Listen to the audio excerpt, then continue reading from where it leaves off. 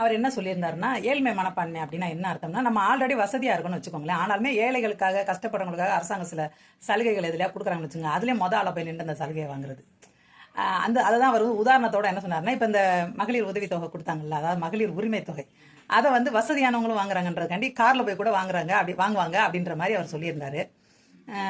பள்ளிகளுக்கும் கல்லூரிகளுக்கும் ஆசிரியர்கள் தேவைப்படுறாங்க, பற்றாக்குறை இருக்குது. அப்புறம் வந்து பஸ்ஸுன்னு பார்த்தீங்கன்னா, பேருந்து வசதின்னு பார்த்தீங்கன்னா, வெளி மாநில பேருந்துகளை தான் ரொம்ப புக் பண்ணுறாங்க மக்கள் அப்படின்னு ஒன்று. அப்புறம் நம்ம சென்னை ஏர்போர்ட்டை தான் நிறைய பேர் முன்னாடி பயன்படுத்திக்கிறாங்க, இப்போ ஹைதராபாத்தை தான் விரும்புகிறாங்க அப்படின்னு ஒன்று சொல்கிறாரு. இதுக்கெல்லாம் காரணம் அது அந்த டெவலப்பில் வந்து பணம் செலவழிக்கிறது குறைஞ்சி போச்சுன்ற மாதிரி அவர் ஒரு விஷயம் சொல்கிறார். நீண்ட நாள் விஷயங்களுக்கு அரசு செலவழிக்காமல் குறுகிய பலன் கிடைக்குதுன்னு மக்களும், அதாவது மக்களுக்கு இது குறுகிய காலத்தில் பலன் கிடைக்குது. டக்குன்னு கையில் ஒரு 5000 ரூபா கொடுக்குறாங்க பார்த்தீங்களா, அது வந்து குறுகிய கால பலன்.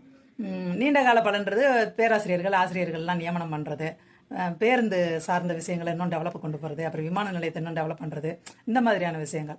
அதை தான் அவர் சொல்லிட்டு இருந்தார். ஏழ்மை மனப்பான்மைன்னு ஒரு பக்கம் மக்களை சொல்லிட்டு இருந்தார். அந்த கட்டுரை நல்லா இருந்துச்சு.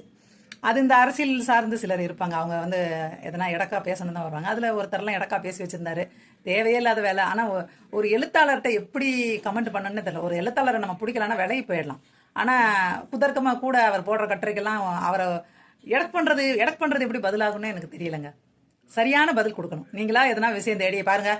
நீங்கள் போக்குவரத்து துறை சொல்கிறீங்க, அதில் எவ்வளோ டெவலப் ஆயிருக்கு தெரியுமா? விமான நிலையத்தை பற்றி சொல்கிறீங்க, அதில் எவ்வளோ டெவலப் ஆயிருக்கு, புதுசாக எவ்வளோ பேராசிரியர்களும் ஆசிரியர்களும் போட்டிருக்காங்க தெரியுமா அப்படின்னு ஒரு புள்ளி விவரத்தை எடுத்து அவர்கிட்ட விட்டால் பரவாயில்ல. அதை விட்டுட்டு சரிங்க நல்லா இருந்துச்சு அந்த கட்டுறங்க. ஆனால் எனக்கு தெரிஞ்சு பழைய காலத்துலேருந்தே இலவச வேட்டி சிலைக்கு எவ்வளோ வசதியாக இருக்கிறவங்களும் போட்டி போட்டு போய் நின்று எவ்வளோ கஷ்டப்பட்டுனா அதை வாங்கியிருக்காங்க. அப்புறம் நகைக்கடன் தள்ளுபடின்னு சொல்லுவாங்க.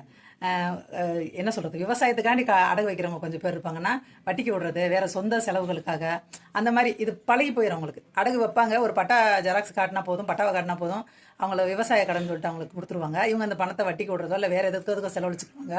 கடைசியில் ஒரு நாளைக்கு நகைக்கடன் தள்ளுபடின்னு வரும்போது கஷ்டப்படுற மக்களுக்கும் அந்த தள்ளுபடி பலன் கிடைக்கும், நல்லா இருக்கிறவங்களும் கிடைக்கும். நிறைய பேர் இதுலேயே வாழ்க்கையில் முன்னேறினவங்களாம் இருக்காங்க. கொண்டு போய் நகை அடகு வச்சு பணத்தை வாங்கி இதே ரொட்டேஷனுக்கு விட்டு இப்படியே வாழ்க்கையில் முன்னேறினவங்களாம் இருக்காங்க. ஒவ்வொரு தேர்தலின் போதும் கல்வி கடன் தள்ளுபடி அப்படின்ற ஒரு அறிவிப்பு கொடுப்பாங்க. ஆனால் அதை நிறைவேற்றவே முடியாது. காரணம் என்னென்னா, ரொம்ப கஷ்டப்படுறவங்களுக்கும் தள்ளுபடி கொடுக்கணும், வசதியானவங்களுக்கும் தள்ளுபடி கொடுக்கணும். அது நடக்கிற காரியமா? அதனால் அந்த விஷயம் அப்படியே நிலுவையிலே இருக்குங்க.